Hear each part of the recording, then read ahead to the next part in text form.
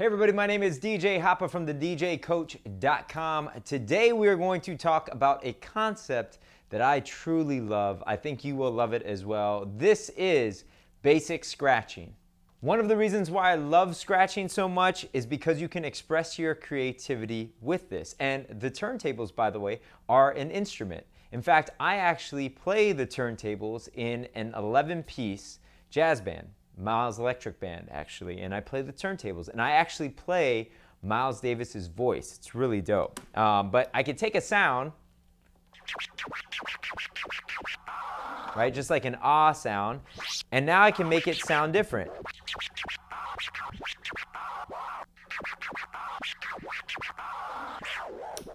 So today, we are going to go over some basic scratching. Now, sometimes you might see people using the crossfader and using this to cut the sound up. Today, we're going to focus on step one, which is making sure that we get our timing down on our hands. And rhythm and timing is everything when it comes to playing an instrument, including the turntables or our controller that's in front of us, which today, it's the Hercules DJ Control Impulse 500. Are you ready? Let's jump in with a little bit of music theory, just so that we're speaking the same language.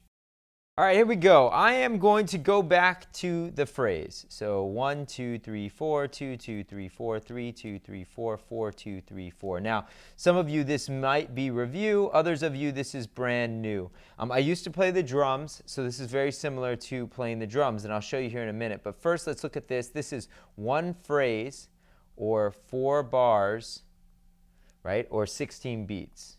Right? So what we're really going to do is we're going to focus in on just this one bar. You'll start to see some of this music peeking up out here, right? So I'm going to make this very simple, and I'm going to draw it out, and then I'm going to show you some other interpretations of this. But I'm going to draw in some notes here. So we've got wholes, halves, quarters, eighths, and sixteenths. Some of you are like, oh no, I thought we were just going to wiki whack whack. Yeah. No, we got to use music. And for whatever reason, when I first started DJing, I thought that the music I was doing as a DJ was completely separate than the music I was making as a drummer. And it's music. It's all the same. So getting used to speaking this language and understanding this is good. So when I used to play the drums, I would have a right drumstick and a left drumstick, right? On the turntables or on the controller within DJing, we've got a forward and a back. Works the same way. So whole notes on the drums, let me see if I got drumsticks. I do have my drumsticks here. Whole notes on the drums would be right 2, 3, 4, left 2, 3, 4, right 2, 3, 4, left 2, 3, 4.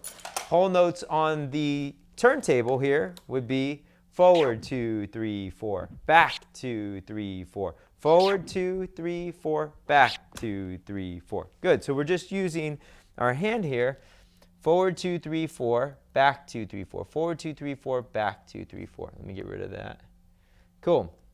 So let's look at half notes. I'll put the forward in. Where do you think the back goes? For those of you who said this right here, you are correct. Forward 2, back 2. Forward 2, back 2. Awesome. All right, quarter notes. I'll put the forward in. Where's the back go? On the next beat, right? That's the next beat. So we basically have a sound on every beat. Forward, back, forward, back, forward, back. Okay, awesome. Eighth notes. Now, this is a little trickier. Where does the back go? The back goes right here, right in between the beats, right? So essentially, we have a forward on every beat. Now, this is the most common. An eighth note, right? So we go 1, 2, 3, 4. A forward on every beat. Okay. Now there's a back in between there, and the back is on the in between, right? It's on the and. 1 and 2 and 3 and 4 and, right? It's not on the downbeat, it's on the upbeat. Okay. So here we go. 16ths. Where does that go? Even closer, right? So technically, the back here, you could also say it was on the half beat, and this would be on the quarter beat. So if I draw this in like this, and I know this looks crazy, but I'm going to break this down and make it a little simple for you. Some of you who may be familiar with music already might recognize this as 1 E and a, 2 E and a. So that's this. 1 E and a, 2 E and a, 3 E and a, 4 E and a, right? So there are actually 16 sounds there. And in fact, the reason why I'm telling you that is because if we were just to look at one bar, and we look at every one of these, every F is one sound, every B is one sound. How many sounds are in one bar of whole notes? How many sounds? One, right? How many sounds are in one bar of half notes? 1, 2, 2. Okay, how about quarter notes? 1, 2, 3, 4. There's 4. Eighths. 8, right? 16 has 16th sounds. 16 sounds. Now this is 16 evenly spaced sounds out over musical time, which is 4 beats, 4 head nods, or a bar, right? So if we were to have 1 32nd, how many sounds would there be in 4 head nods? There would be 32. And if we had 2020ths, it'd be 2020 sounds essentially, but this would just sound like noise. This would be like, that's all that would be. All right, so you get the concept behind this basic music theory and breaking these notes down. And I want to show it to you in this form as well. So again, same thing, right? This is looking at one bar. There are 16 sounds. There are 8 sounds. There are 4 sounds. There are 2 sounds. There's 1 sound in this bar. I've got this too, this visual, if you'd like to see it a little bit more neat rather than my chicken scratch handwriting here, right? Same idea though. 1 sound, 2 sounds, 4 sounds, 8 sounds, 16 sounds. Cool? All right, now, before we start scratching, which I know we're excited to start scratching, I want to point this out. There is a difference between scratching and doing this in a musical way versus just making a scratching noise. Right? Sometimes scratching gets a bad rap because that just really sounds like noise. There's no rhythm to that, as opposed to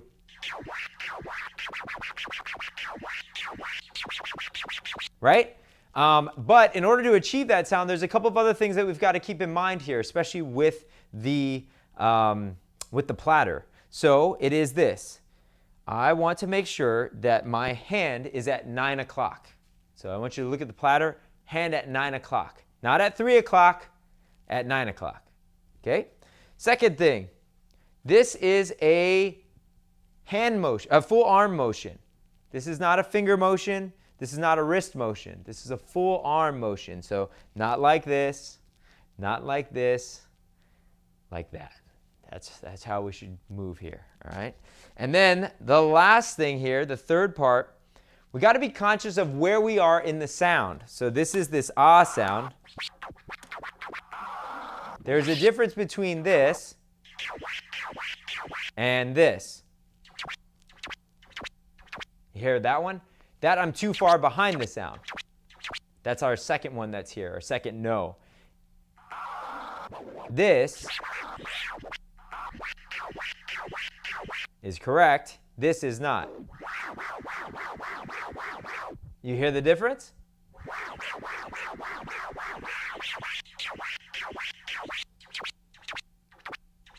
Right?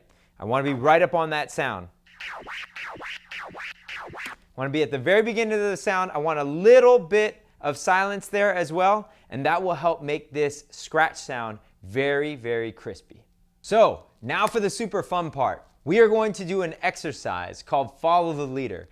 But instead of me leading you through that exercise, I brought one of our coaches. His name is DJ Prophet. He also goes by Coach Fig. He also likes to wear hats like I do. And he looks like he could be my brother. And you're not seeing things. He's not my, well, he's my brother in music and my brother in coaching.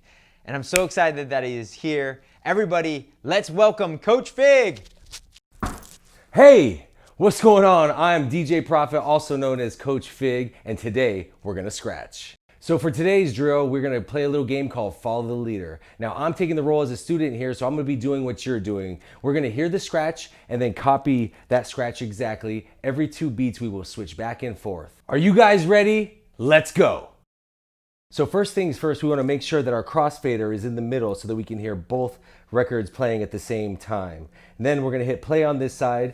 The beat's gonna play, we're gonna hear the scratch, and then we're gonna copy that scratch exactly. Ready? Let's do this.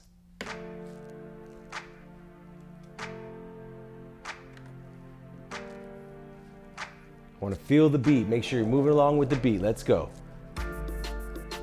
Feeling it? Yes. Come on.